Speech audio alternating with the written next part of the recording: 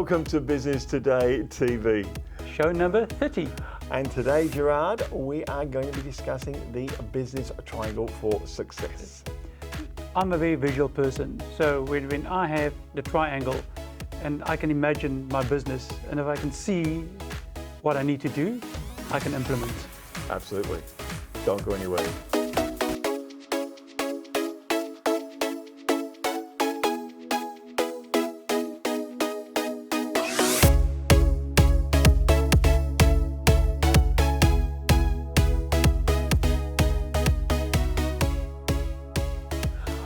Well, it is another show, Gerard, show number 30. I can't believe it's gone so fast. The time goes so quickly, and if you just look back on all the different guest speakers we had and the information that we shared, that does not cost you anything to implement in your business, amazing. Yeah.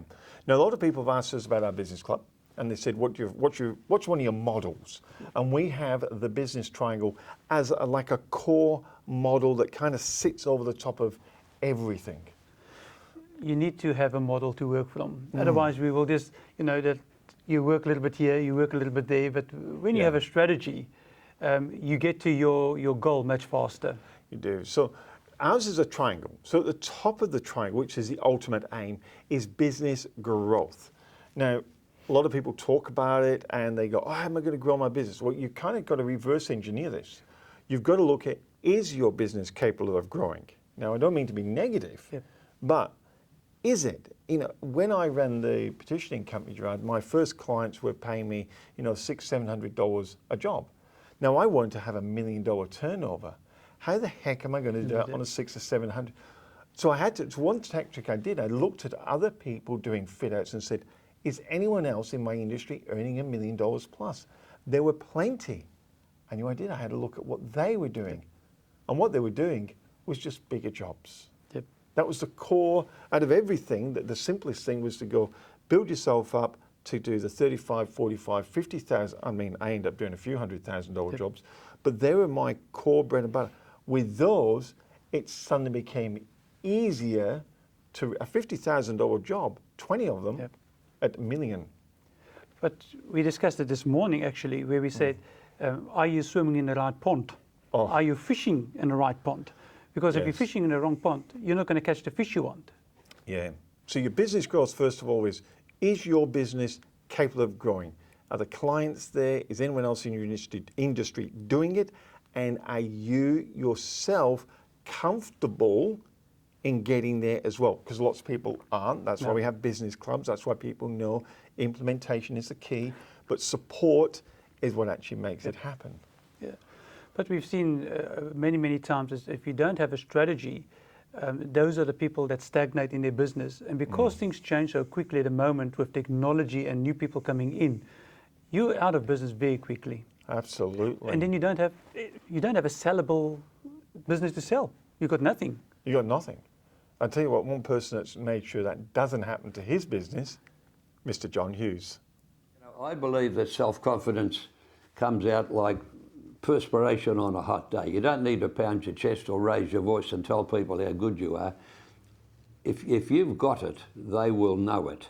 Now, where did it start? I think one of the most significant inputs for me in terms of confidence, as an early teenager, I was a student at the Christian Brothers College in Fremantle.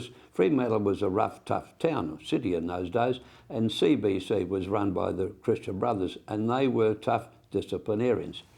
Because my mother had kept me too long in a convent, by the time I went down to that big, rough, tough school, all the boys had been together for a number of years. They'd formed their own groups, and I was a bit nervous and used to stutter and stammer somewhat a little bit, and I was the odd one out. But I remember something that happened to me in that school that I've never, ever forgotten. We're involved in the physics laboratory, benches down both sides, a bench along the back, 26 boys in the class. I happened to be up the back in the right-hand corner. What you had to do was dissolve some powder in a liquid in a test tube. There was some of the powder left. It was called precipitation. You had to calculate arithmetically how much of the powder was left. 26 boys in the class, I'm up the back in the right-hand corner. the brother said, I want you to work out your answer. I want you to write your answer down and don't speak till I point to you. And if some of us can remember, that's the way they used to run schools, with discipline. So I write down point 001, last boy in the corner. Everybody got their answer written down? Yes, brother, don't speak till I point to you. No, brother, remember, I'm point 001. Points to the boy on the left-hand bench. Call out your answer, point 01. Second boy, point 01. Third boy, point 01. Fourth boy, ducks of the class the previous year, point 01. Point 01, point 01, point 01, point 01. 25 times till it comes to the new boy in the corner. He said, call out your answer. And Michael, for some unknown reason, whatever it was, I bit the bullet and stuttered out point 001. They all turned around and jeered at me. The dummy, the new boy in the corner, I was right. I've never forgotten that. You stand up to be counted. You're not a sheep that falls in with unison with all the other sheep. You don't fall in line. You don't buckle under peer pressure. Stand up for yourself. You're better to be obdurate and obstinate rather than weak and vacillating. And I am a point 001 and I'll never ever forget it. Love listening to John. He's always got a succinct piece of advice to share with people to help other business owners be successful. And you can't argue. If you look at his success, there's no ways that you can argue with such a successful business person. 50 years. And when we talk to Triangle with John, one of the things he says, well, one of your corners has to be an automated marketing system. And a system means we have in our club, and when we consult with people, we have a 9-step marketing. Broadly speaking, it starts off with, who are you talking to and how you're going to attract them. Then when you're attracted, how do you convince them you're the right person doing business with? And when you've done that, how do you get them to introduce people to you, what we call orchestrated referrals, not just referrals, but orchestrated. So the confusion I think comes with marketing is people listen to the likes of John and us and go, automated, oh, so it's set and forget. No. Every system that you put in, you need to revisit often, also to make sure that things are working. Yeah. We subscribed to a course we thought will be nice to listen to, and they have an automated marketing system which was terrible that I think we halfway through we actually switched off because it's just the way they've done it. Yeah. If you don't do it right, people think you will not care. Yeah. And you don't pay attention to detail, and you might lose your potential client. Yeah. So your marketing plan, we always say review at least every 6 months, and same with your growth strategy, you're analyzing that every 6 months. You can really start to see that when you start asking yourself, so even some basic questions around these and writing them down, you can start to reverse engineer the goals and the strategies to get you where you want to go. One person who's done this very well is Andrew Ford, isn't it? Listening to him, it's just amazing what he achieved, and his business strategies is to me, every time he walks out the door here, I always say, this one thing that I knew I forgot, and now I need to go back and implement. Talking to Helia Singh earlier, and she was explaining that as we grow, that the people we associate with tends to be the level we're attaining, maybe a little bit up, maybe a little bit down, but we tend to be. So as we get to another level, new people, we tend to mix with that high level. We do. Is that what you've found? You're continuing your associations around you, not friendships, but associations have changed over the years? Definitely. And the area I've noticed it in most, and it only sort of came to a realisation 6 months ago, is in the area that we invest in and like the opportunities that come across you. And I drew a comparison to like a goldfish bowl and a pond. You tend to go from one pond to the other as you sort of become a little bit more wealthy and you've got a bit more money to invest. You sort of attract different opportunities to yourself that weren't open to you when you were sort of, didn't have a lot of money to invest. Yep. And that's all logical. And now it just suddenly tweaked me, as I said 6 months ago, and I certainly don't swim in the pond of the big fish, but you can see how those opportunities, you always seem to say, why do the rich always seem to get so rich? And they just have deals that just open up and they make a fortune on the share listing or something like that. It's this that goes back to that circle of influence around you and the opportunities people Either offer you or you discover. I guess it's like when we were kids and we mix around with our friends and a car comes up. You're really saying, so that's that level that you're going, we know about those cars because our friends are, oh, there's a Valiant, or, you know, maybe we should have bought that back in the day, we'd be worth a fortune. Yes, Charger. Yeah, the old Chargers. But, and he's just saying as you grow, so what you're saying is that same occurrences that happen at different levels, as you get your levels up, they're still occurring, they're just different and they're different sizes. Yeah, different sizes. And certainly that happens, I was talking in respect to investments, but the same thing applies to your circle of friends. And there's that common saying, you know, you are the sum of the 5 people you spend the most time with. And that's just so true too. And that doesn't mean you necessarily dispense with friends who may not fit the criteria that you think you might be at, because the old friends are, of course, the most valuable. And I've got a close circle of 5 or 6 guys, someone went to primary school with in grade 1, that we still catch up with and play cards every 3 or 6 months. Yeah. And I just value them like gold, you know. Yes. But they're a different circle to my other circles I move in. So when you're doing goal setting, I want to ask you this. So apart from friends are friends. And then when we're in business, we have our associates, and our associates are friends, but they're on a different level. Does that mean that in your goal setting, if you're making appointments to go for coffee, and I know you're very busy, are you looking at who you're meeting to how they align with where you're going or what you're trying to achieve and see there's value there? I think you have to value your time because, as you said, it's a finite resource and you can't say yes to everything. But likewise, I try not to be an elitist thinking they're not worthy of my time at the same. No. So that's a balancing act, because you can get a lot of gold out of people who you may not think, and opportunities. So I try to sort of catch up, but of course you just can't catch up with everyone. But to answer your question, yes, I would say I analyse my time to make sure it is being apportioned as best as I can.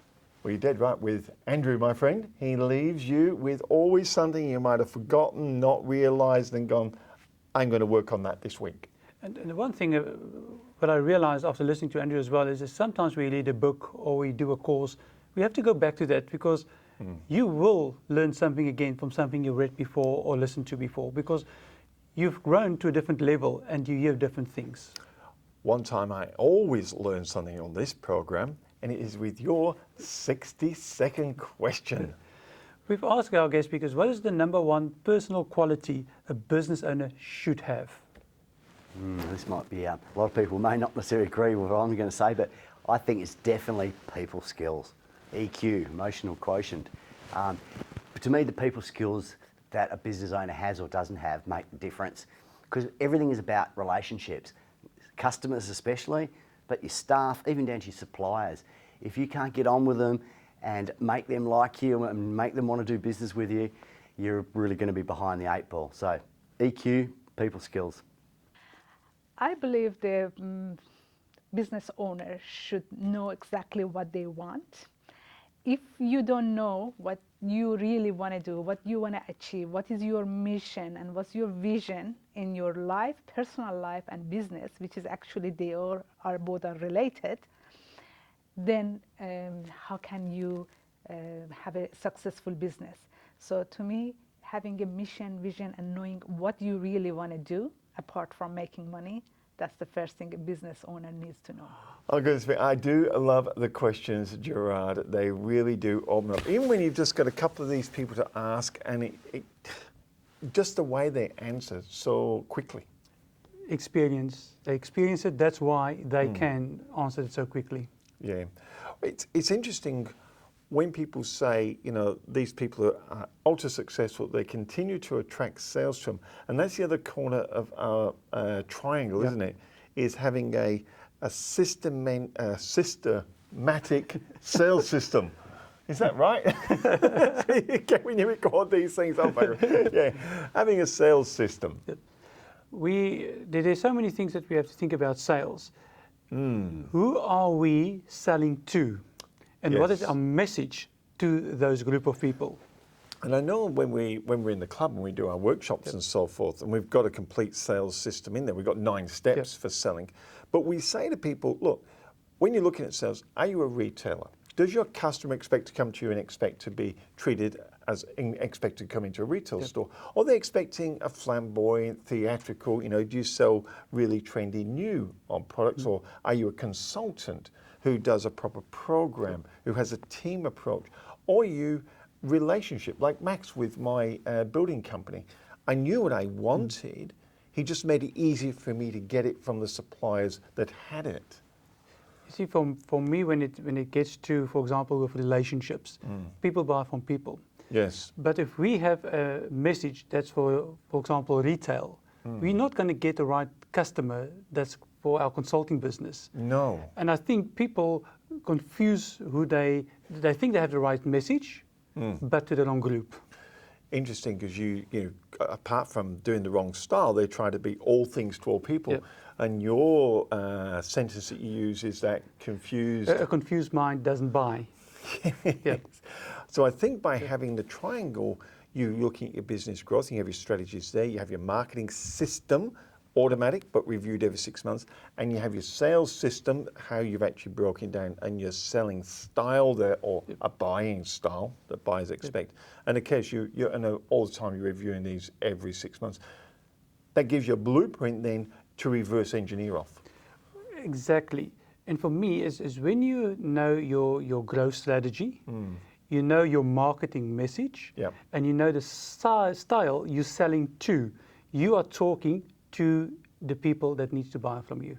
Absolutely. Look, we have someone coming on now, and the reason we mention sales, it's all about doing something that inspires you as well. Yep.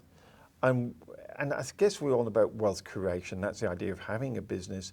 And Helia, who's coming on, talks about wealth creation, but she talks about it in a way that you actually become satisfied and not just always chasing that next dollar. Yep. That is, when we talk future planning, and I've had the pleasure of talking to you quite a bit with goal setting, once you identify those two elements then, is this where the planning then begins to go forward? Oh, for sure. Without fixing one problem, we cannot just ignore it and hope that it's going to get fixed later and go to the next. Exactly. So that's why I think many people, they have mistaken the positive thinking or not talking about negative stuff, because they say, oh, no, that's too negative. I don't want to talk about negative stuff. But without recognizing what is wrong in our life, how can we fix or even focus on the good things? So we need to cement those problems or get rid of them, or at least eliminate them or take the power of them, to not to take all our energy. That's, we talked about it in willpower. Yes. If our mind is just going to keep thinking, for example, if let's say we're talking about tax return, I have a client that is so worried about his tax return. He should be, because of the things he's done, but then he delaying for 3 years, he hasn't done his tax return. And even though he makes a lot of money and everything is fine, but that problem by itself is eating all his energy away, that even when we look at other stuff, he's worried that, okay, what if this problem will surface later, and how it's going to affect my wealth. So basically, whatever decision he wants to make is affected by the problem he's trying to avoid it. Isn't it ironic? It certainly is. It's interesting. I watched your willpower video. Please check that out on YouTube. You're going to find some of the content in there really, really fascinating. And you actually made that comment that we tend to put things on. I don't even use these exact words, but you're talking about people leave things to the last minute until it just becomes forced, like the pain of what the taxation department may be doing. And then you do it. But you made that comment that is actually draining your energy and preventing you from getting on with things. So sometimes it's better to stop, deal with it, and that gives you more energy and more ability to have more willpower to achieve your goals. Exactly, exactly. And for those who, let's say, maybe we have some students who are watching this show, or people who are not at the moment worried about their tax return.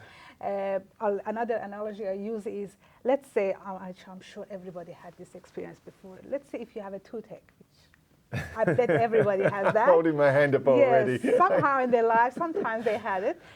If you have a toothache and you don't do anything about it, the ache is not going to go away. No. Okay? It doesn't matter how many painkiller you take to it. It's just going to, every now and then, it's just going to remind you, whether you are in the middle of a very nice meal with your friends, it's just going to pop out, or in the middle of the night, it's going to wake you up. It's there. So until you do something about that, It's going to be there and just taking your energy. So you might as well get on with it. So the first thing for goal setting and future planning, identify where those pain points are that's sapping your energy right now and get them out of the way. Exactly. Otherwise, we will always hide behind the things that, oh, I don't have motivation, I don't have drive. What for? Even if I make the money, so then I have to give all of it to tax, which is, come on, that's a very good problem to have. And don't worry, there are ways to reduce your tax legally. So that cannot be a good reason for avoiding to create wealth. Well, there we are with Helia, with her wealth creation and being happy all the time with what you've got. We're talking about the triangle though. Yeah. And we've talked about that the whole idea of being in business is to have a business growth strategy so your business becomes an investment and helps towards that wealth creation. The other part of the triangle, of course, is to help that is your marketing, systemized marketing there and make it automated, and then your sales. But in the center of that triangle, which really driving it, is you and your customer. And to make sure that you and your customer are matched on saying a message and understanding and wanting to hear that message. And that's why we talk a lot about knowing your why. And then we hit heads sometimes with your why, because I believe I need to know my why, and it's serving humanity. Then Michael comes up and say, you need to know your client's why as well. And if you can do that, and I thought, you're right. It's about my why. It is. But at the end of the day, it is what your clients want and their why. And if you can match the two up, you have a magic business. Yeah. And I guess it came because of our discussion about Cynic. And I was saying, the guy's off the planet. What's it? But, he came around and he said, that I think he uses Apple as an example. Yes. And he grows it. Look, he's right in a way, but wrong in another way. Apple did not do it that way. They actually, first of all, came from Atari. That's why they were very visual in their programming as compared to DOS, which is Bill Gates' computer program. They said, no, let's make it visual. They just love computers. And what they wanted to supply was other people who love computers, but they supplied them as kits. And it wasn't until a retailer said to them, hey guys, my customers don't want kits. They don't want to build the things. They just want a computer. They want a really good looking computer that's really easy to use so they can just start having fun on it. They understood what their customers wanted, and they had to ask themselves, is that something we'd like to do? And they both went, we'd love to do that. We love computers. Hey, if you want us to build them for you, not a problem. And that's where the two come together. But again, they were passionate about it. Yeah. And they've done it. Yeah. But again, you can be passionate about something and nobody else is passionate about it. True. And then you don't make money. Then it becomes a hobby. Exactly. It's interesting because a lot of people say, it's interesting you say about a hobby, you've got something no one wants. And the other thing is a lot of people say, well, it's a crowded market. Now, cars are a very crowded market, but we see how car manufacturers niche themselves up. BMW always sticks in my mind, whether you're a BMW fan or not. BMW said, I tell you what, let's just build cars for drivers. People who love to drive, let's build a car for them. Steering a bit smaller, give them the little shift paddles, suspension a bit harder.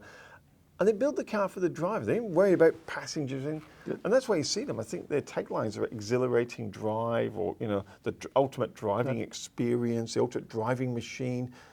All the taglines because they want to attract the driver.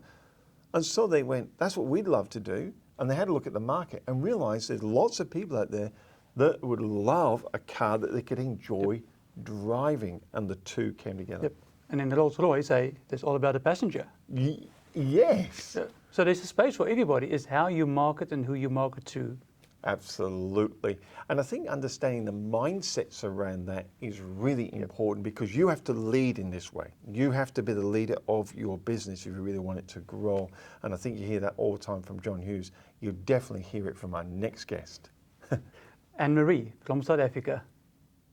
In the conversations that we had during this last month, the theme was finding the leader within.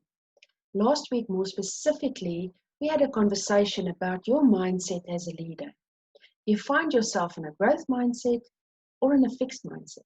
When you make decisions, when you have to handle conflict, when you have difficult conversations, where do you operate from?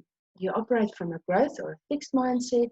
Do you operate from a place of fear, or do you operate from a place of abundance? We also know that your thinking and your perceptions is pretty much the birthplace of your mindset. When we look at neuroscience, and we look at the neuroscience, the applied neuroscience model of the brain having two basic states, the toward state and the away state.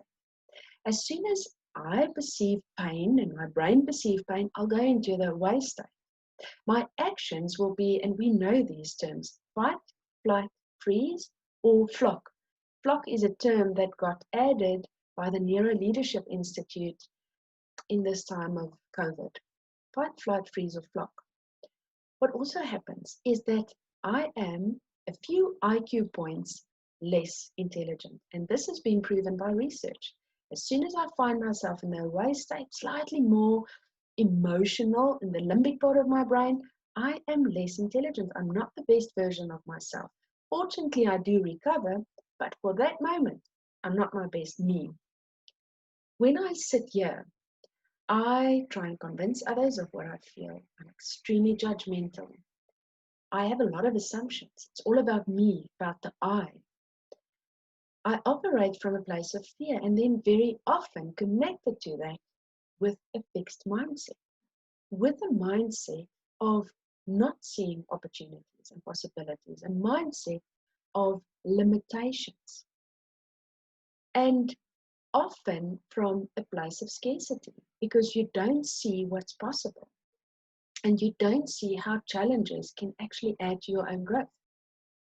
On the other hand, when you operate from a towards state where the brain perceives pleasure, you will open up, you'll trust people, you'll have amazing results, you'll be more innovative, you will be the best version of yourself, and you will make the best decisions that you could possibly make. When you sit here, you trust people, and you also listen in order to understand, not just to get that answer ready, you will listen in order to understand. When you sit here, we operate from a place of love, and very often closely connected to a growth mindset, a mindset of abundance. When you see options and alternative and possibilities, when you are open-minded in a place of abundance. Where do you sit as a leader? What mindset do you have? What does a growth mindset means to you? A growth mindset means that we have to embrace our imperfections. We have to understand that we are not perfect, and we have to be able to live with that. We have to be able to make mistakes and to fail and to move on. Seth Godin wrote this amazing article, and it's called Ship It. Please Google it and read it, because this is also about, don't wait for things to be perfect before you put it out there. It was difficult for me, these recordings. After the Hardy-Doors and my tenses and the dog and the washing machine, I hear all these things and I think it's not perfect. But if I had to wait for it to be perfect, I'll be busy for another 8 hours. Life is not perfect. Embrace that. Have a bit of grace with yourself and move on. Another thing, having a growth mindset means that you see the journey and not just the end destination. And it's great to have big, hairy, audacious goals, but we also have to be present in the here and the now, because it's only here and now that we can actually make decisions. It's only in the here and the now that we can be a leader, not in the narrative of the past or in the future. It's when we have mindful attention awareness that we are the best leaders that we could possibly be. And speaking about goals, when you get there, celebrate it. Because what so often happens, we just move on to the next bigger, more grandiose goal that we can find. And we never just pause a bit at what we have achieved. Celebrate success. As a leader, wake up to the mindset that you find yourself in. Wake up to the fact that the mindset that you're in determine your outcomes. And that if you do have a growth mindset, that you will also have abundance and endless potential. And you will definitely see this in your results and in your interaction with your team. What a show. I've really enjoyed it, and talking about that triangle of business growth, systemized marketing, you know, a confirmed sales strategy, so confused minds, and putting yourself in the center and see if you can find a match in there with your marketing message that will attract people to it. But you need to have the right mindset to be able to say, I need to change something in my system. So mindset, that's where Annemarie comes in with the coaching, is you need the right mindset. Absolutely. And we always say, you can listen to all this, but the number one secret to business success is implementation. And underlying that is, like any foundation, support. Look, if you're interested, click that link and have a look at our business club. It's $9.90 a week. Hear great talks from us. Access our business library from personal development, business development, marketing systems, sales systems, everything you could possibly want in a complete. I think there's over 100 videos in that. I think 115 videos. Yeah. So lots to have a look at. Have a look around. Take the when is enough little test. It's absolutely free on the front. Enjoy that one. And we'll go out with a very special treat from Mr. John Hughes. But until next time, it's goodbye from me. Goodbye from me. I used to wake up, I was an employee in the car business. I was managing, but I was an employee. I was early 30s. I used to wake up in the mornings, most mornings around 3 or 4 o'clock, with a knot in my gut. I had all the tests, went to the doctors, I couldn't find anything wrong, but the knot in my gut persisted. I'd only recently got married and I'd borrowed the deposit to buy the house. I had no money. And then I saw advertised in the paper an auction for a service station site at 196 Albany Highway, Victoria Park, just over the causeway. So I didn't go to the auction because obviously I didn't have any money. So I rang up the auctioneer the next day, hoping that they'd tell me that it had been sold to get the monkey off my back, but it hadn't. So I didn't sleep too well the next night, and I rang them up the next day and I made them an offer they couldn't possibly accept.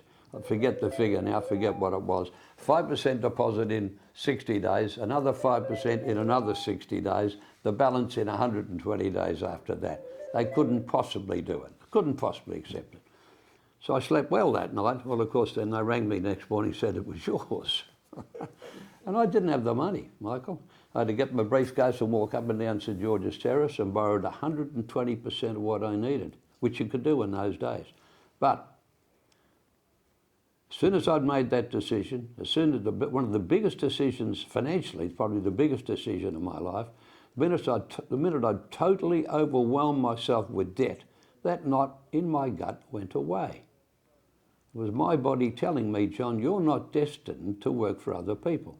And I've got to tell you, Michael, seriously, your body is your best doctor. You listen to it.